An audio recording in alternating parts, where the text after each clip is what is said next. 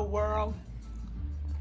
A sleepy-headed Frida Reba Darcy and one Patricia O'Connor here. And today's video, by suggestion, it was kind of like live suggested it. Happened several times this week. We are going to do a video today for beginners. I'm going to do the headers and all of that good stuff. Trying to attract people who are doing something that I did several years ago, and that is go to YouTube and type in some bonsai query because I wanted to know more about bonsai trees, which kind of led to all of these lovely things you see here. Quite often when I do my videos, always when I do my videos, I do tags. I tag them, and usually the tags say something like the bonsai balcony, Frida Reba Darcy. Sometimes they have little encouraging notes to you can grow bonsai, and sometimes they also include things like growing bonsai trees on an apartment balcony, because on its face that just sounds nuts to me. You know, I love that what we're doing here. I love what we're getting away with here. I am 4 floors up off the ground. I do not have a backyard to speak of. On the other hand, I'm overlooking the pool, which isn't all bad. Quite breezy here today. Probably a good thing that my trees are pulled back a little bit off the rail. But even then, they are getting whipped around some. But like I said about the hashtags, one of the hashtags that are not really hashtags, but the tags that I tend to type in more often than not is you can grow bonsai. This is a balcony. It's a south-facing balcony. I think with my lighting setup, it would not have to be a south-facing balcony. I live on the inside of 4 buildings, which are kind of shaped like a box. You can see the one across that way. There's one to my left facing this way. There's one to my right facing this way, and I'm the one facing that way. So I believe south-facing balconies are said to be advantageous when it comes to growing trees. But there were other trees that I had here that I was kind of wondering if they were still getting the amount of full sun that they needed, and that's kind of why I went with the grow light. But let's say that you typed in new to bonsai, and we're trying to get an idea of whether or not you yourself could grow bonsai trees. Some of these trees are a little bit trickier than others, but not by much as you might, but not by quite as much as you might think.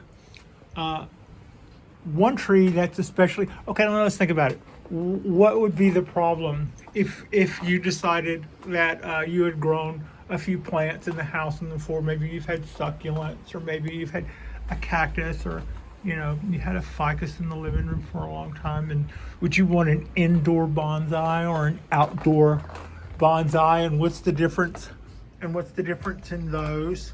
And so just kind of, what about wiring versus clip and grow?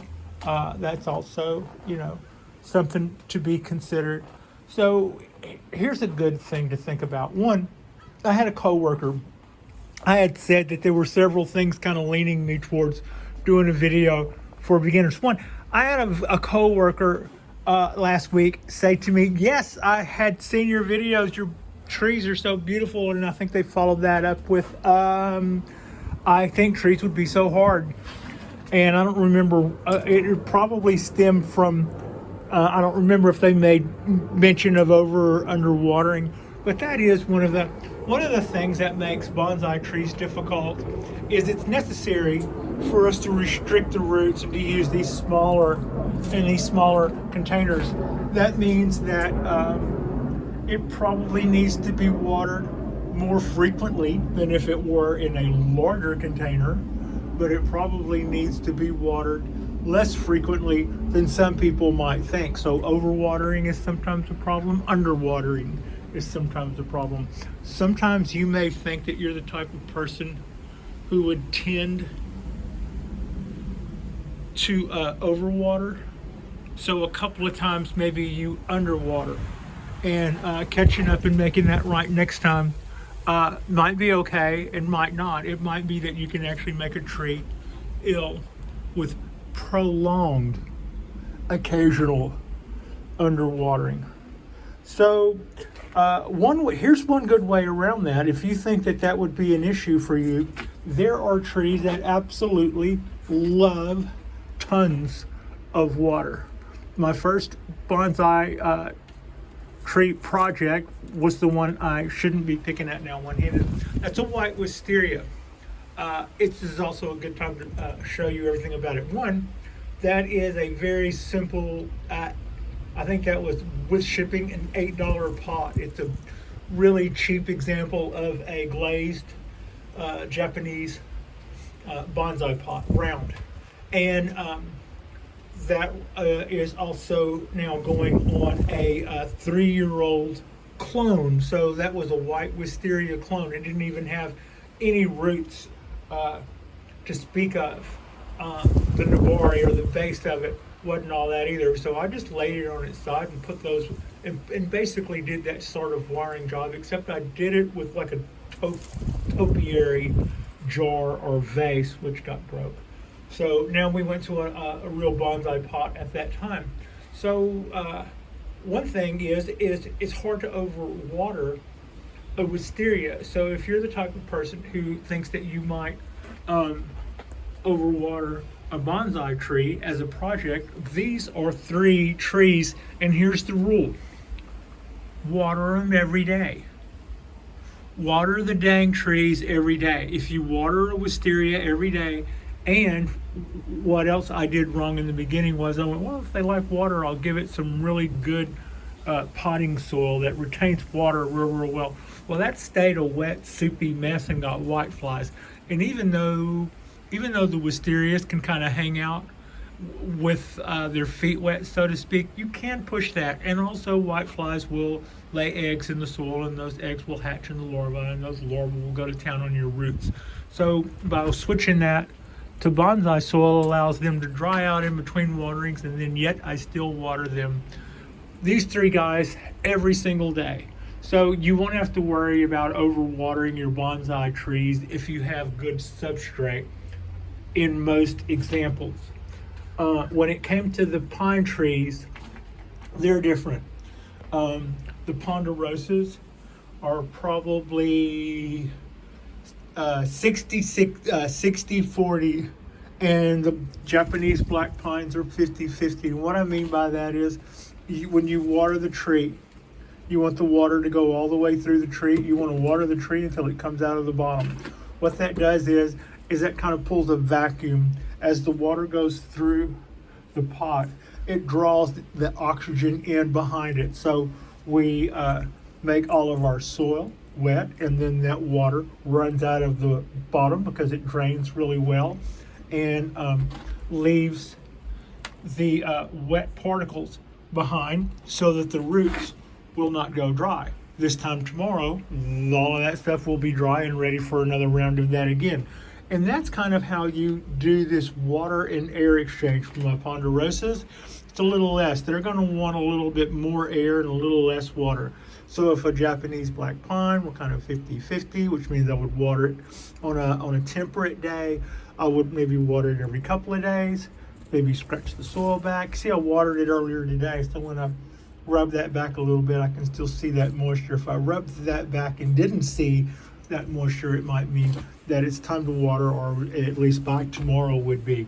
Not so with the ponderosa. It takes less water. It will take longer. So I kind of got to watch my P's and Q's on those guys. But like my wisterias, this is a bald cypress. Its deal is it gets watered every day, every single day. You know.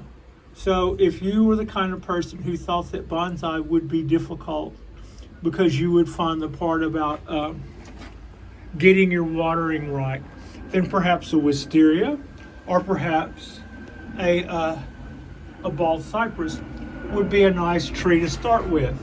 What else is here are bougainvilleas, a top of a bougainvillea that may or may not make it, and an oak tree that I collected from the yard here at the apartment, a small Japanese black pine that was my $50 challenge tree in a nice little bonsai pot, and a 3-year-old going on 3-year-old from seed Japanese black pine that's pretty twisted with all the wiring work I've done. So when it comes to shaping a tree, or let's just stay on track, picking out a tree.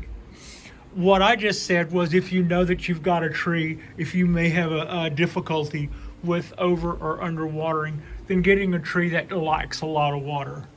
Like a bald cypress. The first year I got into bonsai, I had a bald cypress. I've never lost a bald cypress. I've yet to have a bald cypress die on me as a bonsai project or a tree of any kind, because I can't overwater it, which is like the rookie mistake. It just kind of takes that right out of your hands. In the summer months, you can actually leave a bald cypress in trays of water. If you notice, my wisterias are in pie tins, which I allow to keep water in the summer, so that the bottom of the pots are actually in the water. They get all of it they want. That may actually kill off some at the bottom, but that's called that's like pruning them. It doesn't adversely affect them. They grow right back through that, but at the same time, you could actually just set these trees in a small vat of water and take off for 2 weeks and go on vacation, for instance. I wouldn't recommend leaving my trees alone that long for a host of reasons, but that's just me. You could in theory do that with the bald cypress and or a wisteria. None of these other things need to go. And I would assume that you're going to water every tree every day. It may have days where I watered this tree yesterday and it still looks damp and it needs to dry out, so we won't be watering it, but I was here, water can in hand, ready. So and this one, even though I said it fits in that black pine category, so it could maybe be every couple of days, that pot, as I'm learning, is a little small for the height of that tree and the amount of wind that it's exposed to. So it does go through its moisture quickly. So those are just kind of things to consider when it comes to watering. It does take longer to overwater a tree than it does to underwater a tree. On a 90-degree day, if you have, for instance, my Dawn Redwood, also really easy tree, pretty easy tree to keep alive. But if that thing went dry one morning and I didn't water it, and then we had like a 90-degree day, that could be it in one day. It takes weeks to overwater a tree to death. You can kill one in a day. So that's what's going on there. And when it comes to picking out trees to grow, oaks are pretty easy to grow unless they catch something. So that happens. You may want to look and see what happens in your neighborhood that could, in the way of blight or critters or some kind of whatever. I've had really good luck with my oak trees. I would say that they've been really rewarding, and they're a lot of fun to grow. The cypress trees have been a lot of fun to admire and grow. The Japanese black pines have been an interesting ride.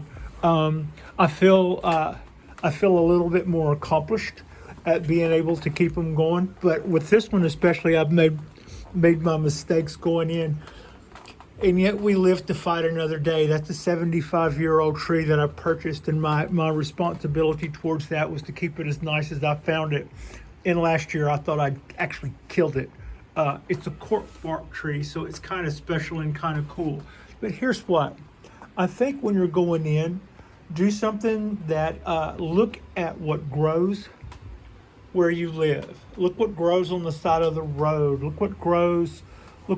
Just look what seems to grow well when people aren't taking care of it 24/7. In other words, it's something that seems to have a pretty okay chance of survival anyway. You might want to consider those other things I said. about trees that can survive overwatering. I don't know. I don't know of too many personally. Oh, and the other thing, rules.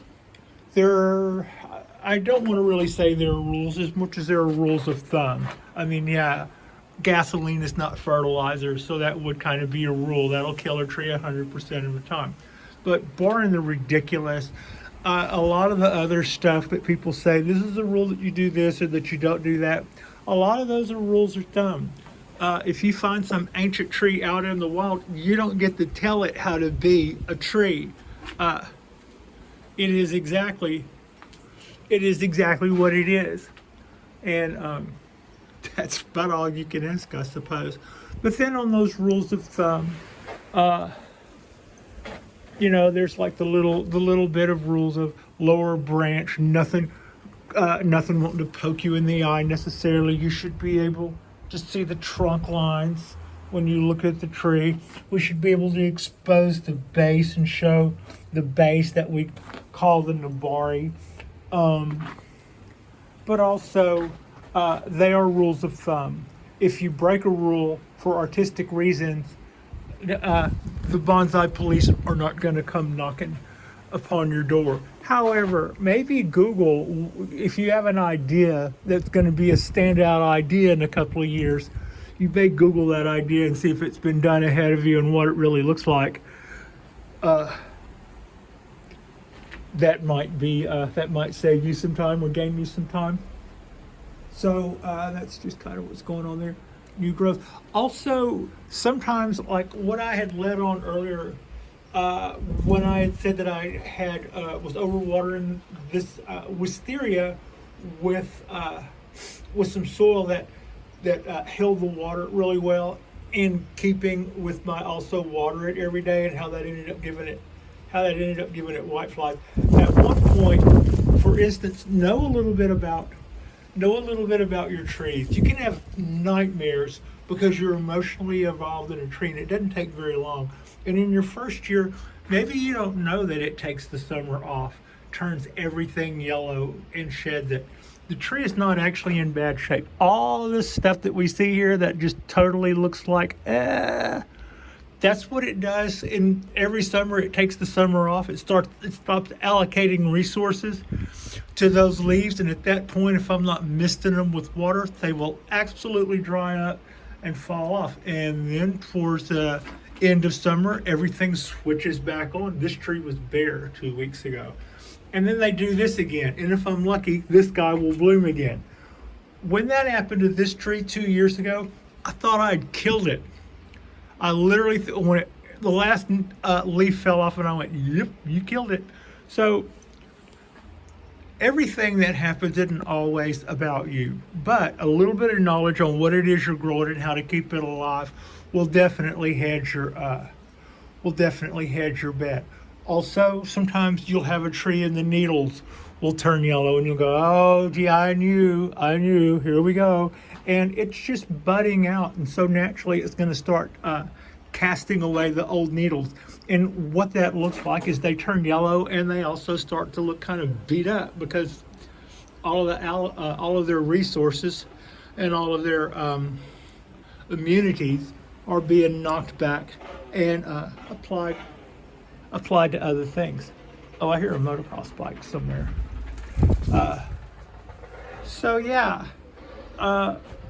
That is just, so when it comes to doing this, watering, overwatering, underwatering, that's what kills a lot of trees. It's also good to know about fertilizer.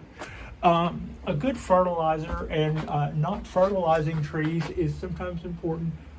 The good stuff I found out was came in a 5-5-5. Now that's just the opposite of what farmers are going to be doing. They're doing things to maximize yield. But let's say I were to go with some super fertilizer and start fertilizing this thing. I may get a jump in height of 1 foot in weird places, not necessarily the whole tree, but in some weird section that I'm just not thrilled about, that wrecks the part. If it grows too much up here, I can prune it back, but if it starts elongating in some of these sections, then what am I going to do with that? That's going to make it harder. You can give yourself design problems. It is possible to give yourself design issues by over fertilizing. When you hear people talk about fertilizer, I heard a couple of times, not every time, but a couple of times, the word biogold, which is a natural fertilizer, and it comes out of Japan. And like I said, it's 555, so it would not stop my wisterias from blooming, and it will not cause, I don't think it'll cause my trees to stretch if used like suggested. So that's kind of got that. I was a little late to decide that was important. In other words, I just got some fertilizer at the store, and I would mix some in and give some of the trees a little drink every now and then. I've since then learned to learn the trees, a Japanese black pine, if it's in refinement, you give it fertilizer one way. If it's a developed tree, you fertilize it a different way. The ponderosas get fertilized differently than the Japanese black pines. The cypress would be the same way. So a little bit of knowledge about what it is you're growing will tell you how to best do that, and the results mean that when done correctly, you get more back buds, you get more branches, you get more choices, you get more stuff to design with.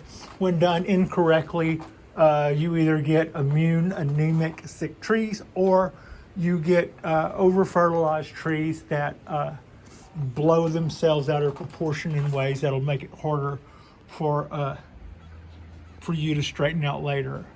So that's kind of that. The only other thing, I did a bit on watering this past spring, and I started talking about using the dipstick method or skewers. The idea is that you remove the skewer, and it makes it really easy to see, like reading the dipstick on a car, to tell and I just thought that was the greatest little trick. And I gotta say that I can't be like as literal about it as I wanted to. The stick will actually stay wet longer than the center of the soil. It may even draw moisture away from drying soil so that you will get a wet signal longer. For that reason, some people suggested you don't just leave them in there, but stick them in 30 minutes prior to watering, then remove them and see whether or not they're wet. If it was been in your soil for 30 minutes and it's wet, then that would indicate that you've still got a lot of moisture down in your soil mass. If it's dry, maybe it's time to water. What I was always told was to look at the top. Right now, looking at the top, I see that I watered this tree earlier today, which is what I did this morning. But let's say it was dry.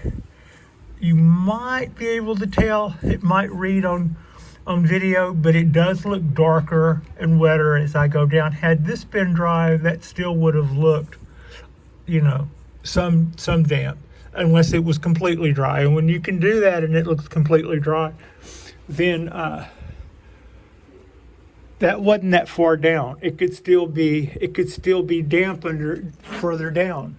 I just also have to know how long it's been since I last watered, so that if I uncover that little bit of soil and or that little bit of substrate, and I don't see moisture, that probably means that it needs watering now or this afternoon or no later than tomorrow, based on the fact that I know it wouldn't have been too long since I've watered, so there's probably still some in there somewhere.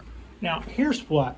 I didn't have a perspective really beyond that. It might be that repotting this Japanese black pine and 5 more just like it when it comes repotting season, and in 2 or 3 years, I will have a mental picture of what the soil looks like this far down, that as a first or second year grower, I just don't have. right? And that's where the overwatering would come in. If 2 or 3 days after I water, I remove the stick and I see how just really still wet it is, then that's telling me, that's giving me more background information on what the consistency of the root ball is actually like in real time. Even when I do that little bit of rub on the top, that doesn't tell me what it's like halfway down, 3/4 of the way down at the bottom of the pot, through on down. So that little bit of background knowledge added to what I'm learning as I go has been a lot of benefit to my trying to get on top of the watering of this guy. So the dipstick method, I would say is helpful. You just kind of pull it up and you can tell, even on camera, you can tell that's wet. Well, it should be. I just watered this tree earlier today. But this tree is in a smaller pot. Same species, Japanese black pine.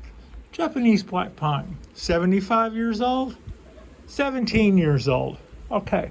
So, but this is a smaller pot and it's still subject to the same amount of heat and temperatures. It would tend to get watered more, as are the little mame versions.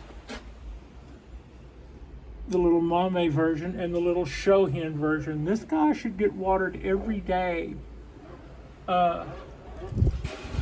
And so far, I haven't had it a whole year to say around, but that pot is, finger to scale. That pot is kind of small. It doesn't hold a lot of moisture. The ponderosas that I say go without, this guy still gets watered about every other day unless it's really warm, and in which case the chance I would take would be overwatering by watering it every day. Those pots are so small that becomes, you have to consider the species, how much water that species likes, but also this is a mame, this is a shohin, and those are going to be more susceptible to heat. Those are going to be more susceptible to go dry in the same amount of time as compared to these guys, which have more soil mass, which will hold on to more water. Also, things like bougainvillea, those are going to drink water really fast, as does my little cypress. I was having really bad luck collecting small trees from the yard until I learned this trick. I learned this trick watching a video from Bonsai, which was Eric at Bonsai. Showed us the little trick of putting some substrate or maybe some of your used substrate in a tray and then letting those be drip trays for these. What that does is the trees can actually put out a little bit of roots out the bottom as a little bit of a hedge to these teeny tiny little pots.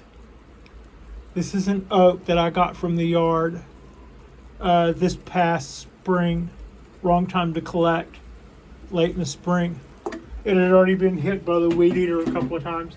And I had tried to get a couple of oaks and even a couple of them that I thought were really pretty, but I had the worst luck trying to keep them alive until I learned this little trick. It keeps the pots from getting as hot, and it does allow for roots underneath to help sustain a tree when it doesn't have, when it has all of those little restricted assets to go on. Oh, Pat, be careful. I dropped an elephant. Those are, we sell these at our hardware store, made popular by the other reason I'm doing this video. I think it was Tom Terrific at Grow and Clip Bonsai for Seniors, who said, why don't you do a video for beginners, Patricia? So that and my coworker was like, okay, enough little ideas going off in my head about, the world can only ask so many times before it seems like maybe something we should be doing.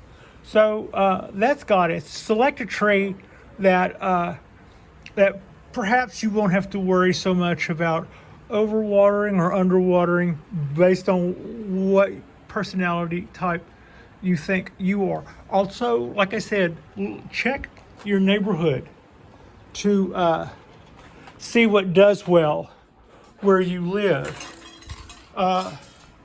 Also, let's see, this is a small piece. Joining a club, there's nothing wrong with saying, I heard about this bonsai, I thought I might want to get into it, and here I am. That's a great way to start, and you'll find a lot of times people will just bend over backwards to help you get started. So having said that, it's a lot of fun to work on your trees. Main thing to work on first is keeping your tree alive. I have not lost a bonsai tree or a bonsai tree project that I brought home. Everything that I've gotten that was a bonsai tree or is a bonsai tree or is going to get a bonsai tree so far has lived. I have had horrible luck with digging up things to be bonsai trees. My Yamadori experience is not good at all. A lot of times I'll see something coming that I think is about to devastate something and use that as that, like the weed eaters are coming, so it's either you or nothing. So then I dig it up and kill it. I did that a lot of times, like I said, before I discovered that little trick. So digging up stuff, mind your P's and Q's. Maybe if you're going to do the Yamadori thing, start with the little Yamadori stuff. Yamadori means trees collected in the wild. It literally means trees collected in the mountains. So Yamadori actually becomes Yardadori when you're just rolling around suburbia looking and digging up some little maple tree or some little oak tree or some little, something. Also, you can go online to Etsy or Amazon. I bought that cypress tree on Etsy, some local artist, local as in the United States somewhere. And I also did that with 20 Kodaheim maples, for which I made that rat's nest. No, that is a 20 tree more or less maple, Kodaheim maple forest that is in bad need of cleaning. Those are also easy to do. They also, in my case, make me lazy, and that's how come it's got so much weeds and stuff in it. But if I haven't cleaned this out in 3 weeks, then it needs cleaning out.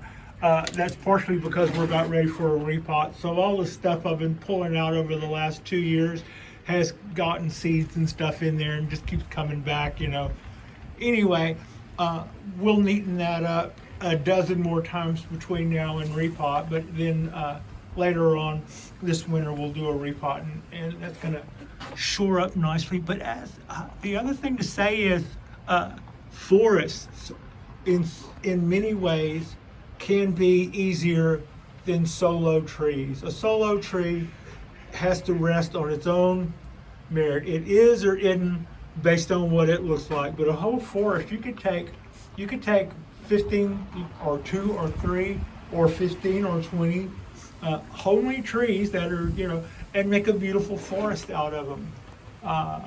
Also, let's see, what else? Little things. This tree has its back to us. This tree has its back to us.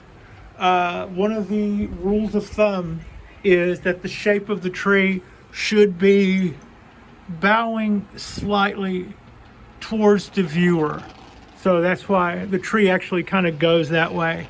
And as you can see, this tree is going that way. I'm not really walking around like a professor with a pointer. I had a point to this wire. I just haven't gotten to it yet.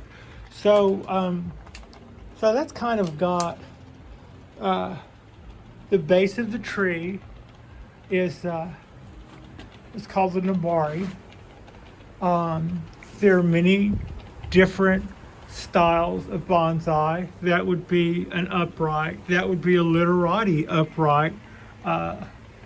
Literati being an approach to a style. In this case, it could also have been a literati cascade or a literati raft or something like that. But there are many different styles. There are many different types. The hobby is quite old. It started with the Chinese several thousand years ago, and then moved to Japan, where they used the word bonsai to reflect what they were doing, which I think just basically means plant in pot. People say tree in pot, but I believe it was more technically translated as plant in pot, but it was probably implied that it was a tree. A lot of times when I watch bonsai videos from instructors in Japan, they will not, the translation always refers to the needles as leaves. So you do get some little translation issues at times. Maybe they don't distinguish the difference between the word needles and leaves, or maybe the translators are cheap, they're not well or something. Anyway, that's what's going on there. Let's say there are many different ways to do this. You can apply wire to your tree, or you can do something called clip and grow. Clip and grow would be I let this branch grow, I clip it, 2 more come out. That was this year. So when these guys fall back this fall and go bare again and have allocated all of the energy they're going to give, I clip both of those back, and then 2 more will come from there. And over time, 1 becomes 2, 2 becomes 4, 4 becomes 8, and it just starts. That's how you build structure, and it can be an absolutely beautiful look. Kind of simplistic looking in the early going. This is an example of a branch that's started last year. At the end of last year, I cut it where you see it forked off, and then this year it's been doing those 2 forks. I'll cut them both back shorter even than the main branch that you see there, so that next year what bifurcates out from that will get the summer to do its thing, and we'll just keep chopping that back until we have something that looks rather impressive. That is as opposed to just leaving them solo in the early going. I think that's really kind of a pretty look. But I also think that in 4 or 5 years, those solo limbs, as they begin to get a little too thick, they begin to kind of wear on the illusion and the proportions of the tree, and less so if you have it bifurcated off in that, 1 going out into 2, into going out into 4, going out into 8, going out into all of those, just so on and so forth. So that's going to be kind of how we build the structure of the tree. Also, as you can see, this is an example of where I've used a envelope clip for office as a little anchor place to use a guy wire. Even as a person who was a rigger in theater, I swear I really did. I thought it was guide wire because I never saw it in print in the working field. So guy wire, like who's this guy? So that the guy wire, and it is pulling this limb down. The real reason in this instance, in total honesty, is because untethered, it sticks out to here and I'm tired of bumping into it. So I just pulled it down. This fall, I'll cut that back in the way that I was just discussing, and it won't be out that far. So I'm not really so much doing that in shape as much as I'm doing that to keep it out of the way. But let's talk a little bit about wiring. In the beginning, in my beginning with this, I love wiring stuff. I want to learn how to do that, but I also want to learn when not to. So there'll be trees where you don't want to put a lot of motion into it because the trunk is straight.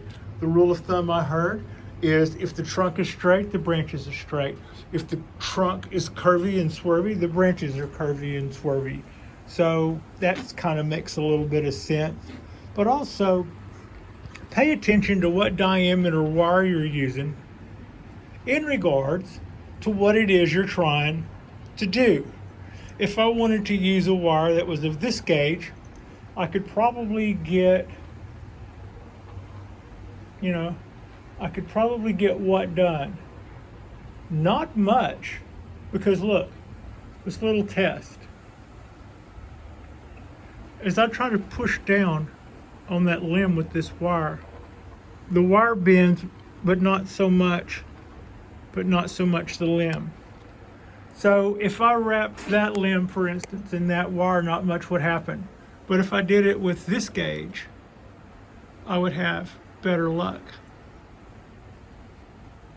I don't want to break the limb, but yeah, if I were to use, you could see I would have much better luck. And that's kind of how we can do a little quick test to see if the wire that we intend to use to put a little motion in our branches is heavy enough to do the job. If it's not, I probably could have gotten away with this if I would have doubled it. But if I have this, don't unnecessarily use twice as much of this, would be an idea. And yeah, but you still can. You can do that by wrapping a piece of wire. Now, and to wrap something in wire also, let me just do one right quick. So we could do a guy wire, which would be basically do very crude because I've got one hand. Do something like that, and then pull that back down.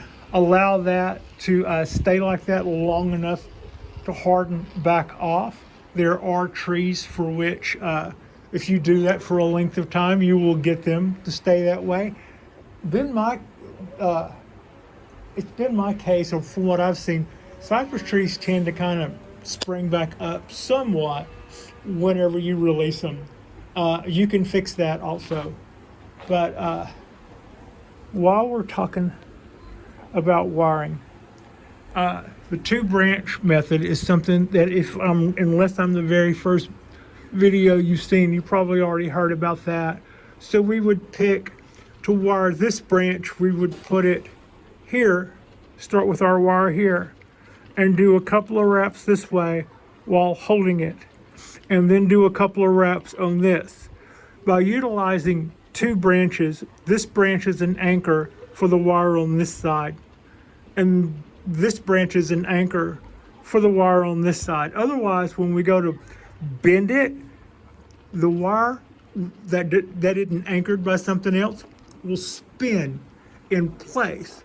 Not only will that make it less effective or totally not effective, but it will also shred off buds and bud sites and stuff like that when that spring of wire spins around there. So that's why we use the 2-leaf system. Now let's say this is going to be one of our branches that we're wiring.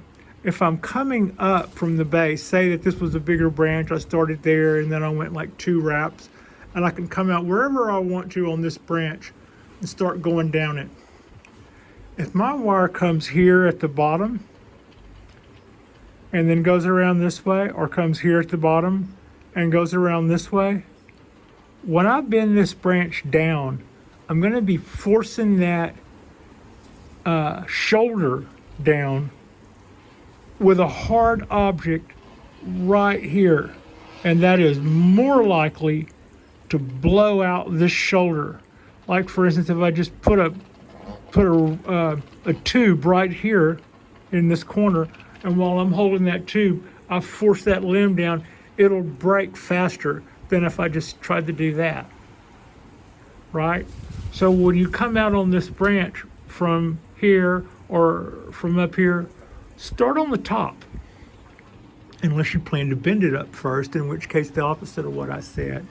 But I have actually broken branches right in here, not getting as much bend as I should have been able to get out of them, because I had a round object right here that acted like a fulcrum and just absolutely will snap on the top side where you've bent that over. So coming out over the top, of a branch that you're going to bend down to start off with as you go around, and coming out over the bottom, under the bottom of a branch if you wanted to bend it up. Mostly we will want to take them down though, so that's why I say to go over the top.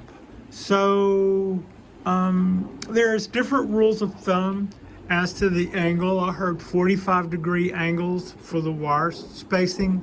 I've heard 65-degree angles because if you're using the right size gauge wire, that extra spacing will save wire, save buds, is less wraps. So I think less wraps, less damage. But I think either is probably fine depending on how you want to do it. Also,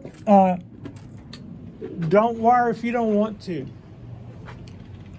Clip and grow bonsai is a thing people do where they board that train and they ride that the whole time. Their methods of clip and grow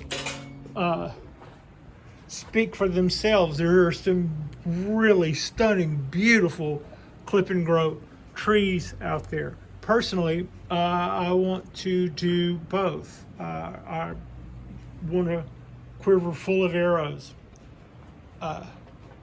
So yeah, some of this has been some of my oaks, my cork bark oak. I've done quite a bit of wiring to the basic structure of it to get those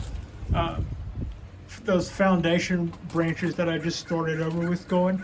After that, I'll probably revert. I already sort of have reverted to clip and grow. I don't think I have any wire on that tree currently. Things not to do. Remember what I said about rules of thumb more than rules, and most of the rules aren't to be snotty. They're to keep you from doing something that you'll regret when you learn better. Some things look kind of cool when everything is a baby and it grows out and you go, yeah, I probably shouldn't have carved that horse's head on the side of my tree.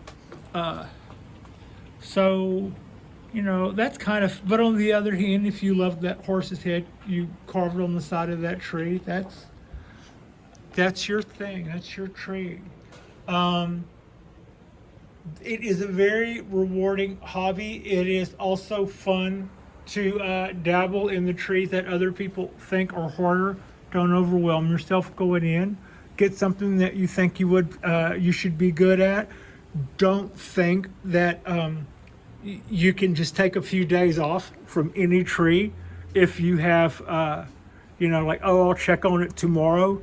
If you're the kind of person that finds yourself thinking to yourself, oh, I'll water it tomorrow, or I'll go out there and look at it tomorrow, that is an attitude that will kill a tree. If not the first time, eventually, and it won't take long. Yeah, expect that you would have to spend some time with your tree every day. That much of it you do so that you can stay aware of stuff. Now, that doesn't give you carte blanche to do stuff to a tree every day. That is loving a tree to death, and that is more likely than not. If you have one bonsai tree and you're kind of hooked, it is really, really easy to do stuff that you shouldn't be doing when you shouldn't be doing it. Most of the time, it's a clip here, a repot there, and the rest of the time you're feeding it and watering it, or not feeding it and not watering it. It's as much about what you're not doing sometimes as what you're doing. And over caring for a tree will definitely take it out. So yeah, remember what I was saying about trees that lend themselves to a lot of water. If you think that you might want to use a tree that you can water every day, it's kind of like training wheels to get into it. And you may also consider trees that are hardy in your neck of the woods, as they say. Like I said, if you're sitting at a red light and it's sort of rural, what's growing on the side of the road there? Not necessarily just at the nursery, but what grows in the wild where you live? What would grow without you? Putting it in a bonsai pot will change all of those things, and it will need you to do things, and it will also need you sometimes to not do things. So a little bit of background knowledge and a little bit of enthusiasm will mostly help. Will mostly help. So yeah, if something goes wrong with your tree, that doesn't necessarily mean that you did it. You might Google what you think caused it. You could be wrong about what caused it. For instance, like I said, when that Wisteria, the first time I watched all those little I watched all those leaves turn bad, and the one that looks so good right now, yeah, there wasn't a leaf on that 3 weeks ago. They absolutely shut off. But I could look at cause and effect. I was looking where I was overwatered, and then I saw all that stuff falling off, and I was having a Charlie Brown, you killed your Christmas tree moment. And that was just absolutely what the tree does. So also, if you have something that happens like this tree here last summer, we had 2 episodes with this dawn redwood, and it did not flush back out after the second time it got defoliated by powdery mildew, as it turned out. It made, it swelled up with little buds, like what you see there, and they died on the vine. Never pushed back out. The following spring, it went with another round and then took off. So if you do lose something, there are tests you can do. People talk about the scratch test. I'm reluctant to do the scratch test. If the scratch test shows that your tree is dead, okay, fine. It doesn't matter that you scratched it. If the scratch test shows that your tree is still alive, you just put a big scar on it. And it already wasn't feeling good. So, yeah, at least maybe someplace less conspicuous. But what you would do is do a little scratch back and see if you can see life. If I would have done that where you were showing, if I went down just a little bit, I would have seen green or yellow or something, a little moisture. I would have seen signs of life. Now, however, had that been a juniper, maybe not. They won't show signs of life that way. They will also be green, and when they actually turn yellow, I believe they've been dead a while. People will go to their Facebook page and go, "Can I fix this?" And people go, "Nope, that's a dead tree." So the gist of the matter there is waiting till spring and letting the guy flush back out, and then watch your watering, and then feed it a lot. And we're going to add energy and more. Right now, that's a big mess as far as shape and design and all that. But the good news is we've got a really nice tapered trunk here. There's a lot I can work with. They make branches really fast once we start making the ones that we kind of want to see. And so having made a string of errors with that tree, we live to fight another day. Having done several things wrong with this tree, we live to fight another day. I decandled a cork bark oak the year after I got it. Cork bark pine, black pine. The year after I got it, you don't decandle a tree that's a cork bark like that every single year. It will weaken them, and I did that, and it got time to do its flush of needles. And then I had a little bit of blockage in the bottom of the pot. So all of those things went wrong with the prized possession tree, and we still get the live to find. If I could pan back enough to show you, this is still really a pretty tree. And this is just basically 8 months after everything kind of hit the fan with that guy. So you don't, if it's not going well, you don't have to necessarily take that stuff lying down. Learn what you can as you can. Don't overwhelm yourself. Enjoy it. Pick a tree that would grow well in your neck of the woods, and then maybe start with that. Try not to do anything too permanent to the tree based on what you like your first couple of months in the game. The odds are really good that you'll cut something off that you would learn later you wanted to keep. Bonsai's funny that way. The less permanent things you do in the beginning, there'll be a couple of times when you'll go, yeah, I'm glad I didn't do that. Everybody probably has those, and you will too if you go all willy-nilly and start cutting and hacking on stuff. Although there are other times when you watch a video and you're watching a tutorial and you see what somebody does to something and you apply those same techniques, you can do that and expect similar results. I've seen it, I've done it, it happens all the time. Thank you so much for your time. I hope that's given you a little bit of stuff to start on.